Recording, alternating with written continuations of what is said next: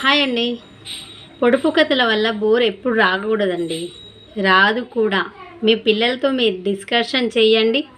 ఇంట్లో ఒకప్పుడు అమ్మమ్మల తాతలు మనకు చెప్పేవాళ్ళు, కథలైనా పొడుపు కథలైనా సామెతలైనా. ఇప్పుడు చెప్పేవాళ్ళు లేక మనకు చాలా ఇబ్బందులు ఉన్నాయి.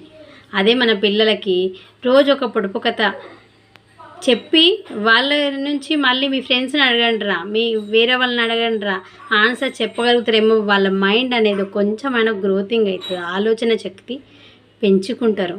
మీరే ఎంకరేజ్ చేసి చెప్పండి పిల్లలకి. దీనివల్ల ఎన్నో చెడు వస్తువులు, చెడు మాటలు, ఎన్నో యూట్యూబ్లో చూసుకుంటూ పోతారు. ఇలాంటివి నేర్చుకుంటే నష్టం ఏముందండి? మీ పిల్లలకి మీరే ఎంకరేజ్ చేయండి. ప్రతి ఒక్కరూ చెప్పలేరండి. ఇంట్లో ఉన్న వాళ్ళు ఇప్పుడు ఒకప్పుడు చెప్పేది తాతలు, అమ్మమ్మలు, నాన్నమ్మలు చెప్పేవాళ్ళు. ఇప్పుడు చెప్పే రోజులు లేవండి. అందుకనే మీరేదో లైక్ చేయడం కోసం, సబ్స్క్రైబ్ చేయడం కోసం నేను ఈ పొడుపు కథలు చెప్పడం లేదు. ఎందుకంటే ఈ పొడుపు కథలు కూడా ముందు భవిష్యత్తులో పిల్లలు చదువులు ఎక్కువ అయ్యే కొద్దీ ప్రతి ఎంట్రన్స్ ఎగ్జామ్లో అయినా కానీ దేని ప్రతి దానికి యూజ్ అవుతుంది.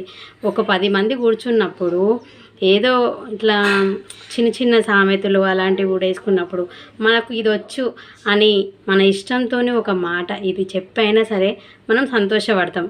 నేను నేర్చుకున్నా అనే ఒక గర్వం ఉంటుంది పిల్లలకి. నాకు ఇది వచ్చు, నేను నేర్చుకున్నా, నాకు దీనికి మీరు చెప్పండి రా అని వాళ్ళ ఫ్రెండ్స్కి చెప్పి కూడా చాలా సంతోషపడతారు. అందుకోసమని ఇవి చేస్తున్నా. కానీ లైక్ కోసం, సబ్స్క్రైబ్ కోసం ఈ పొడుపు కథలు పెట్టట్లేదండి. ఏంటంటే నేను ఒక ఉమెన్ని, ఇంట్లో ఉంటా, నాకు వచ్చు కాబట్టి ఏదో మీరు విని సంతోషించి కామెంట్ బాక్స్లో ఇది కరెక్ట్ అయినా రైట్ అయినా ఒక ఆన్సర్ అలా చూసుకొని నేను చాలా సంతోషపడతా. దానికోసం నేను పెడుతున్నాను తప్ప ఏదో డబ్బుల కోసం దానికోసం చేయట్లేదండి. ఖాళీ టైంలో ఉండకుండా ఇలా చిన్న చేసి సంతోషపెట్టడం నాకు ఇష్టం అనిపించి ఈ ఛానల్ని స్టార్ట్ చేశాను. తప్పుగా ఏమైనా మాట్లాడితే ఏమనుకోకండి.